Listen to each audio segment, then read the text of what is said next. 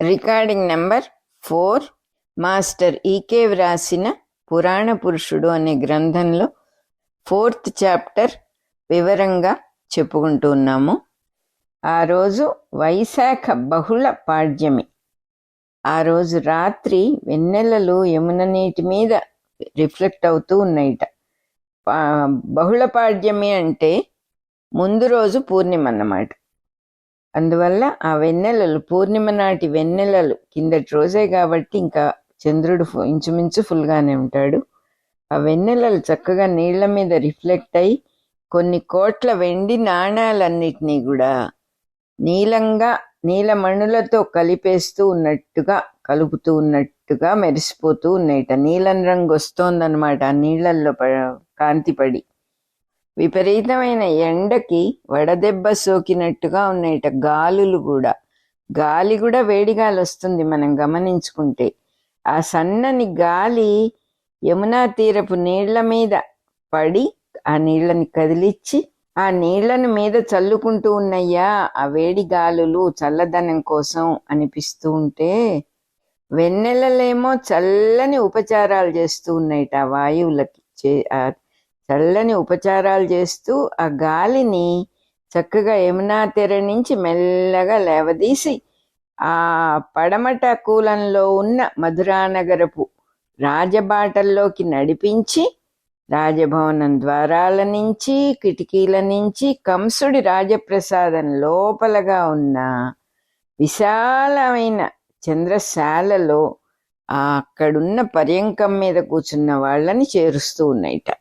అంటే వేడి గాలి చల్లబడి ఆ నీళ్ల మీది నుంచి వచ్చేటప్పుడు గాలి చల్లబడుతుంది. యమున మీద ఆ గాలులు చక్కగా తమను తాము చల్లబరుచుకొని రాజప్రసాదంలోకి రాజభవనంలో అక్కడ కూర్చున్న వాళ్ళ దగ్గరికి వెళ్ళినయి అని చెప్పి చెబుతూ ఉన్నారు. ఆ వెన్నెలల వల్ల చల్లబడి ఆ గాలి అంటే మనకు కూడా బాగా ఎండగా ఉన్నప్పుడు సాయంత్రం పూట కాస్త చల్లగాలి వచ్చింది అంటే అదంతా ఎంత చక్కగా వర్ణించారో ఇక్కడ. ఆ రాజభవనం ద్వారాల నుంచి కిటికీల నుంచి లోపలికి వెళ్ళింది ఆ గాలి.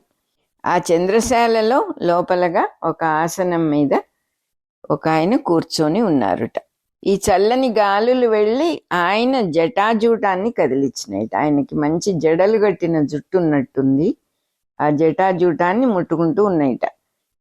కిటికీలో నుంచి పిల్లవాయువులతో కూడా వచ్చిన వెన్నెలలేమో అతని జటాజూటంలో ఉన్న తెల్లని వెంట్రుకల మీద పడి మెరుపు తీగలలాగా మెరుస్తూ ఉన్నాయిట. అలా కూర్చొని ఉన్న ఆ వ్యక్తి చుట్టూతా కూడా ఉన్న ఆకాశం అంతా కూడా, అంటే ఆయన చుట్టూ ఉన్న ఖాళీ అంతా కూడా వీణ మీటుతూ ఉన్నట్టుగా సన్నని వీణానాదం మంద్రమంద్రముగా అన్నారంటే లోపలగా సన్నగా ఆ వీణానాదం లోపలగా అంతర్వాహిని అంటాం కదా, లోపల ప్రవహించే వాహినిని మంద్రమైన లోపలగా ఉన్న గానం వీణాగానం ఆ చోటంతా వినిపిస్తూ ఉన్నదిట. అర్ధనిమీలిత నేత్రాలతో అంటే సగం తెరుచుకున్న కళ్ళు, ఆ కళ్ళతో పాటు ఒక చక్కని చిరునవ్వు మందస్మితం ఉన్నటువంటి ఆయన ఆ సగం తెరుచుకున్న కళ్ళతో ఆ విచ్చుకున్న కళ్ళు ఎలా ఉన్నాయిట, తెల్ల కలువ మొగ్గల్లాగా ఉన్నాయిట. పక్కన నల్లని దారుపీఠం మీద, దారుపీఠం అంటే చెక్కతో తయారు చేసిన పీఠం మీద ఒక వీణ కమండలు జాగ్రత్తగా పెట్టారుట. అతని పాదాలకి దగ్గరలో రత్నకంబళ్ళి మీద ఆసీనుడై ఒక ఆయన కూర్చొని ఉన్నట్ట. ఆయనకి కుండలాలు కిరీటము కంకణాలు అన్నీ పెట్టుకున్నాడు. పెద్ద పెద్ద కళ్ళవాడు, కోరమీసాలవాడు. ఆయనకి నమస్కారం చేసి ఇట్లా అన్నాడుట, నారద మహర్షి, మీరు సర్వజ్ఞులు, అతీతానాగత ప్రజ్ఞ గలవారంటే జరగబోయేవి అన్ని విషయాలు, అన్ని ప్రజ్ఞలు కలవారు, మీకు అన్ని విషయాలు తెలుస్తాయి. పరాశర మునీంద్రులు మీకు చిన్నప్పుడే విష్ణు మంత్రం కూడా ఉపదేశించారని పెద్దవాళ్ళందరూ చెప్తూ ఉంటారు. తామేమో నిరంతరం నారాయణ మంత్రమే ఉపాసన చేస్తూ శ్వాసతో సమానంగా జపం చేస్తూ ఉంటారని మా తండ్రి ఉగ్రసేనుడు చెప్తూ ఉంటాడు. నాకు కూడా విష్ణు మంత్రాన్ని ఉపదేశింపమని మిమ్మల్ని అడిగాను. మీరేమో వాసుదేవ మంత్రం ఉపదేశిస్తానంటున్నారు, సమయం కోసం వేచి ఉండమంటున్నారు. తలవని తలంపుగా ఇవాళ మీరు మా ఇంట్లో పాదం పెట్టడం నాకు చాలా ఆశ్చర్యంగా ఉంది. ఒకవేళ నాకు ఆ సమయం ఏమన్నా వచ్చిందా? మీరు నాకు మంత్రం ఇచ్చే సమయం, మంత్రోపదేశం చేసే సమయం వచ్చిందేమో చెప్పండి అని అడిగాడు. దానికి నారదుల వారు ఇట్లా అన్నారు, కంస, నువ్వు నిరంతరం ఎప్పుడు చూసినా మద్యపానంలోనే ఉంటావు కదా, తాగుతూనే ఉంటావు కదా నిరంతరం. దానికన్నా నీకు వాసుదేవ మంత్రం రుచిగా ఉంటుందా చెప్పు, అది నువ్వు నమ్ముతున్నావా అని అడిగాడు. అడిగితే కంసుడు మళ్ళీ ఇట్లా అన్నాడు, ఆత్మ సాధనకు దేహంతో సంబంధం లేదు కదా, దేహం వేరు కదా, దేహం ఏదైనా తాగొచ్చు తినొచ్చు, ఆత్మతో కదా సాధన చేసేది, ఆత్మ కోసం కదా సాధన చేసేది అన్నాడు. మంచి లాజిక్ వాడికి. నారదుడు మళ్ళీ ఇట్లా అన్నాడు, ఆత్మను ఆశ్రయించుకుని శిష్యుడిలాగా ఉండేదే కదా శరీరము, ఎప్పుడు రాజకీయపు కుట్రలలో మునిగి హత్యలు చేయిస్తూ ఉంటావు నువ్వు, నీ మనస్సుకు మంత్రోపాసన ఎట్లా కుదురుతుందిరా నాయన అన్నాడు. అనగానే కంసుడు మళ్ళీ ఇట్లా అంటున్నాడు, రాజకీయాలు కదా, రాజును కదా నేను, రాజకీయాలు నాకు తప్పవు, అయినా కూడా అవి నా మనస్సుకు అంటవు, అయినా హత్యలు చేసేది నా శరీరమే గాని నా మనస్సు కాదు కదా. హత్య అనేది చేయబడేవాడి పూర్వకర్మని బట్టి ఉంటుంది కానీ చేసేవాడికి ఎక్కడ కర్తృత్వం ఉంటుంది? అసలు చేసేవాడికి అసలు ప్రాబ్లమే ఉండదు కదా. ఎవరైతే హత్య చేయబడతారో వాడి పూర్వకర్మ వల్ల హత్య జరుగుతుంది, వాడికి హత్య చేయబడాలి అని రాసిపెట్టి ఉంటుంది. నేను ప్రభు అవటం ఇష్టం లేని వాళ్ళు ప్రజలందరినీ నా మీద తిరుగుబాటు చేయిస్తారు, వాళ్ళ దుష్కర్మకి వాళ్లే లోనైపోయి చనిపోతూ ఉంటారు. అంటే ఎవరెవరు తిరుగుబాటు చేశారో వాళ్ళని వీడు చంపేస్తూ ఉంటాడు అనమాట. అయినా కూడా నేను దయగలవాడిని, నేను నన్ను దుష్టుడని చెప్పి మా తండ్రి రాజుని చేయటానికి ఇష్టపడలేదు, నాకు రాజ్యం ఇవ్వటానికి ఇష్టపడలేదు, అయినా నేను మా తండ్రిని చంపలేదు చూసారా, మా తండ్రిని కేవలం జైల్లో పెట్టానంతే, కారాగారంలో పెట్టానంతే. ఇంకా దేవకుడి కూతురైన దేవకి ఆవిడ పిల్లల్ని చంపానని చెప్పి అనేక నినాదాలు లేపుతున్నారు, కానీ అసలు సత్యమేంటో మీలాంటి పెద్దలకు తెలుస్తుంది, మామూలు సామాన్య మానవులకు తెలియదు కదా. ఎప్పుడైనా తనకు మాలిన ధర్మం చేయకూడదు, తనకు ఉంచుకొని మిగతా ధర్మం చేయాలి, తనకు కూడా లేకుండా చేసుకోకూడదు కదా. అట్లాగే దేవకి గర్భంలో పుట్టినవాడు నన్ను చంపుతాడు అనే స్పష్టంగా నాకు అశరీరవాణి చెప్పింది, నన్ను నేను రక్షించుకోవటం కూడా తప్పవుతుందా నారద మహర్షి? నేను చేసింది ఏమిటి? నన్ను నేను రక్షించుకునే ప్రయత్నమే కదా అన్నాడు. అంటే నారదుడు అన్నాడు, వాసుదేవ మంత్రం ఉపదేశం చేయమన్నావు కదా, ఆ వాసుదేవుడు నిన్ను రక్షిస్తాడని నీకు నమ్మకం లేదా అన్నాడు. కంసుడు మళ్ళీ అన్నాడు, ఇంతవరకు వాడెవడో నాకు తెలియదు, ఆ నాకే తెలియని దేవుడు నన్ను రక్షిస్తాడని ఎలా నమ్మను అన్నాడు. నారదుడు అన్నాడు, నిన్ను చంపేది అష్టమ గర్భం వాడు కదా, మిగిలిన వాళ్ళందరినీ, ముందు పుట్టిన వాళ్ళందరినీ ఎందుకు చంపావు అని అడిగాడు. కంసుడు మళ్ళీ అన్నాడు, ఏమో ఎవరు చెప్పగలరు, ఆ కురుపు ఏదైనా కొంచెం మిగిలింటే మళ్ళీ పెరుగుతుంది, అలాగే శత్రుశేషం కూడా ఉండకూడదు, శత్రువు కూడా ఒక్కడు మిగిలిన మొత్తం శత్రువు ఉన్నట్టే, అవి వ్రణశేషం శత్రుశేషం రెండు ఉండకూడదని మీలాంటి పెద్దలే కదా చెబుతారు. వసుదేవుడేమో నాకు గర్భశత్రువు, నాకు ఎప్పుడూ శత్రువే వసుదేవుడు. అతనికేమో దేవకినిచ్చి నా తండ్రి నన్ను అవమానం చేశాడు, అయినా కూడా సహించి ఊరుకున్నాను, సహించి వధూవరులను సంతోషంగానే రథంలో సాగనింపటానికి సిద్ధపడ్డా నేను. ఇంతలో నాకు ఆ శరీరవాణి ఇట్లా వినిపించింది, అందువల్లే వాళ్ళని తీసుకొచ్చి కారాగార బద్ధుల్ని చేశాను, జైల్లో పెట్టాను అన్నాడు. నారదుడు మళ్ళీ ఇట్లా అన్నాడు, వసుదేవుడు అసలు నీకు శత్రువు ఎట్లా అయ్యాడు? సూరసేనుని వంశం వాడైన వసుదేవుడు నీ మధురా రాజ్యానికి ఆయనేగా వారసుడు న్యాయంగా. అతడు రాజ్య పరిత్యాగం చేశాడు, అంటే రాజ్యాన్ని వదిలేసి రాజుగా ఉండను అని చెప్పి గోవులన్నిటినీ కూడా సేవిస్తూ గ్రామ ప్రజల్ని ఉద్ధరించాలి అని దీక్ష పట్టుకున్నాడు. అందువల్లనే నీ తండ్రి రాజు అయ్యాడు అసలు, లేకపోతే అది వసుదేవుడిది కదా ఈ రాజ్యం. నువ్వేమో నీ తండ్రిని చెరపట్టి ప్రభువు అయ్యావు, మరి శత్రుత్వం వసుదేవుని మీద ఎందుకు నీకు? వసుదేవుడు అంటే నీకు శత్రువు ఎట్లా అయ్యాడు? అతందే కదా ఈ రాజ్యం అన్నాడు. అంటే కంసుడు మళ్ళీ చెప్పాడు, న్యాయంగా చూస్తే ఈ రాజ్యం వసుదేవుడిది కూడా కాదు నారద మహర్షి అన్నాడు. అసలు చంద్రవంశీయులదే కాదు, విదేశీయులైన యవనులు గెలుచుకున్నారు దీన్ని, వాళ్ళు ఆక్రమించుకున్నారు విదేశీయులు.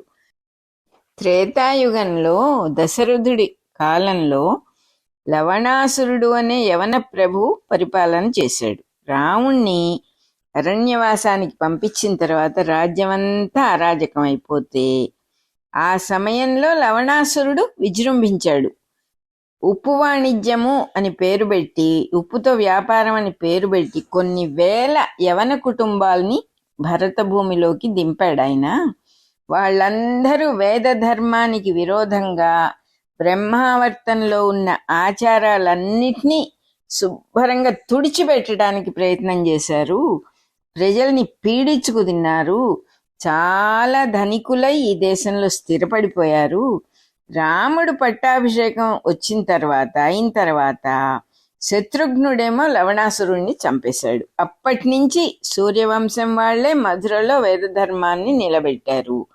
కాలక్రమంగా శూరసేనుడు మధురను ఆక్రమించి ప్రభువయ్యాడు. అతడే దీనికి వారసుడు కానప్పుడు వసుదేవుడు ఎలా అవుతాడు అని అడిగాడు. అంటే ఎప్పుడో ఎక్కడో ఎవరోది ఈ రాజ్యం, ఎవరిది కాదు, వీళ్ళది కాదు అని తేల్చాడు ఈయన. అంటే ఒక తప్పు చేసేవాడి, ఒక అధర్మాన్ని చేసేవాడికి లాజిక్ అట్లా ఉంటుంది, తనకు అనుకూలంగా ఉంటుంది ఎప్పుడు కూడా.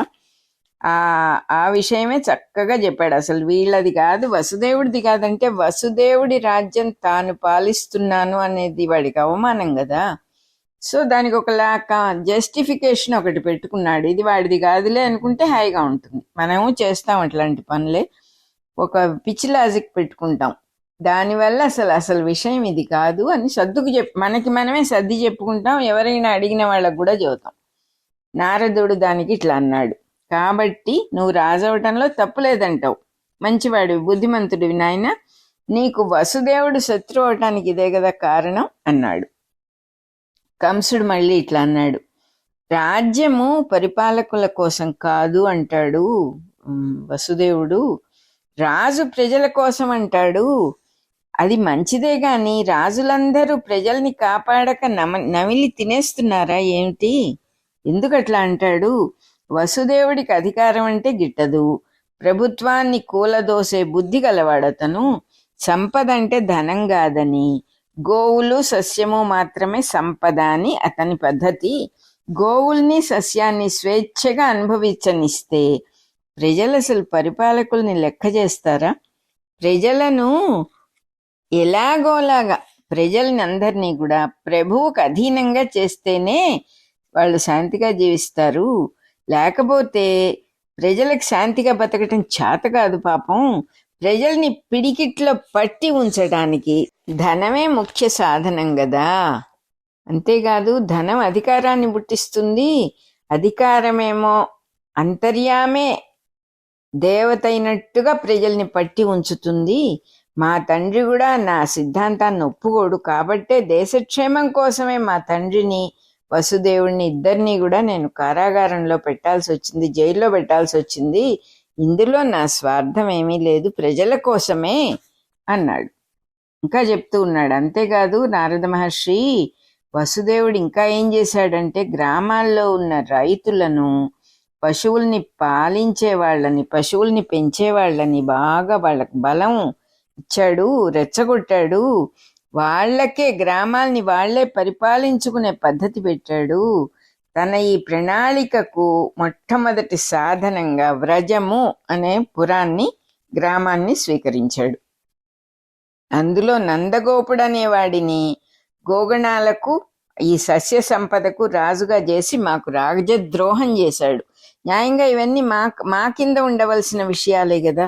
అటువంటి వాడు వాళ్ళకి స్వాతంత్రం ఇచ్చి ఆయన్నే అక్కడే ఉండేవాళ్ళనే రాజుగా చేసి మాకు ద్రోహం చేశాడు. అయినా కూడా సహించి ఊరుకున్నాము. 10 సంవత్సరాల్లో గోవర్ధనగిరి చుట్టూ ఉన్న 500 గ్రామాలను ప్రజాపరిపాలక గ్రామాలుగా చేసేసాడు. వాళ్లే పరిపాలించుకుంటారు. 500 గ్రామాల్లో గ్రామస్తులు వాళ్ళ గ్రామాలని వాళ్లే పరిపాలించుకుంటున్నారు. నందగోపుడేమో వైశ్యుడు, పాలమ్ముకొని సస్యం అమ్ముకొని మధురా నగరానికి రాకపోకలు చేస్తూ మా అనుమతితో ద్రవ్యాన్ని వాడుకుంటూ ఉండాల్సిన వైశ్యులందరూ కూడా మాతో గాని మా ద్రవ్యంతో గాని మా డబ్బుతో గాని సంబంధం లేకుండా స్వతంత్రంగా సంపదలన్నీ అనుభవిస్తూ వాళ్లే ప్రభువులైనట్టుగా వాళ్లే రాజులైనట్టుగా ఉన్నారు. వైశ్యులు ప్రభువులైతే భరతభూమిని ఏ యవనులకో బర్బరులకో బేరం పెట్టరా? వాళ్ళదంతా వాణిజ్యపరమైన జీవితాలు కదా. వీటిని మన దేశాన్ని అమ్మేసేరా వాళ్ళు. దాన్ని అరికట్టి ఆపేయటం కోసమే వసుదేవుణ్ణి కారాగారంలో వేయటం మాకు తప్పలేదు. అది నా కర్తవ్యం కాదా నారద మహర్షి అని అడిగాడు. ఎంత పెద్ద లాజిక్ పెట్టాడు. నారదుడు ఇట్లా అన్నాడు, పాపం వీళ్ళు పెద్దవాళ్ళు ఎవ్వరు దేన్ని కాదన్నారు. ఎందుకంటే ఇదంతా దైవలీల అని తెలిసిన వాళ్ళు. కాదనము, నువ్వు చెప్పింది చాలా కరెక్ట్. కానీ ఈ తర్కం ఉన్నవాడికి సనాతన ధర్మం చెప్పి ఏం లాభం? నా విష్ణు పృథివీపతి అనే వాక్యాన్ని బట్టి ప్రజల యొక్క మంచి చెడ్డలను బట్టే వాళ్ళ ప్రభుత్వాలు కూడా ఏర్పడుతూ ఉంటాయి. ఏ ప్రభుత్వంలో అయినా విష్ణు శక్తే పరిపాలిస్తుందిట. ప్రజలకు తగిన విధంగా మెలుగుతూ ఉంటుందిట విష్ణు శక్తి. ఆ విష్ణువే మీ దేవకీదేవి గర్భంలో పుట్టి నిన్ను చంపుతాడని కదా అశరీరవాణి చెప్పింది అన్నాడు. నారదుడు డైరెక్ట్ గా పాయింట్కి వచ్చేసాడు. ఆ విష్ణువే కదా దేవకీదేవి గర్భంలో పుట్టి నిన్ను చంపుతానన్నవాడు. అదే కదా అశరీరవాణి చెప్పింది అన్నాడు. న్యాయంగా చెప్పినవాడు నారదుడే. కానీ ఇలా అన్నాడు. అనగానే దాన్ని బట్టే నువ్వు కల్పించిన మార్గం ధర్మమో అధర్మమో తెలుసుకోవచ్చు కదా మరి అన్నాడు నారదుడు. కంసుడు మళ్ళీ ఇట్లా అన్నాడు, ఈ సిద్ధాంతం సత్యం కాదు, ఇది అబద్ధం అని చెప్పటానికే నేను దేవకిని వసుదేవుణ్ణి చెరలో పెట్టాను. ఆవిడ అష్టమ గర్భం గనక నష్టమైపోయిందంటే మీరిదంతా మార్చుకుంటారా? ఆవిడ అష్టమ గర్భంలో పుట్టినవాడు చనిపోయాడు అనుకో, అప్పుడు మీరు ఇదంతా ఈ రాజధర్మం గురించిన అభిప్రాయాలన్నీ మార్చుకుంటారా మీరు అని అడిగాడు. అడిగితే నారదుడు అన్నాడు, అలాగే అట్లా జరిగితే నేనేమిటి, విష్ణువు కూడా మార్చుకుంటాడు. అలా గనక జరిగితే విష్ణువు కూడా మార్చుకుంటాడు. అది సరే గాని ఇంతకీ నీకు అసలు వాసుదేవ మంత్రం ఎందుకు చెప్పు అన్నాడు. అనగానే కంసుడు ఇట్లా అన్నాడు, వాసుదేవుడే నా మూలంలో రాజధర్మం స్థాపించగలడని లోకానికి తెలియాలి. నేను ఇక్కడ మెయిను, నేను చెబితేనే వాసుదేవుడు కూడా రాజధర్మాన్ని చేస్తాడు, రాజధర్మ అవలంబన చేస్తాడు అని జనానికి తెలియాలి. అందుకని నాకు వాసుదేవ మంత్రం కావాలి అన్నాడు. అనగానే నారదుడు మళ్ళీ ఇట్లా అన్నాడు, ఇప్పుడు దేవకీదేవి అష్టమ గర్భం ధరించింది కదా, ఇంతలో మనకి తొందర ఎందుకు, మంత్రం ఎందుకు? నువ్వు బలాబలాలు తేల్చుకున్న వెంటనే నేను కూడా వాసుదేవ మంత్రాన్ని నీ ద్వారా వ్యాప్తి చేయటానికి మధురకు వచ్చేస్తాను. డోంట్ వర్రీ, తొందర లేదు. అవే అయ్యేవేవో అయిన తర్వాత, నువ్వు బలవంతుడు అయిన తర్వాత, ఆ విష్ణుమూర్తి ఫెయిల్ అయిన తర్వాత నేను తప్పకుండా నీకు వాసుదేవ మంత్రం చెప్తాను అని చెప్పాడు నారద మహర్షి. 4th చాప్టర్ అయిపోయింది.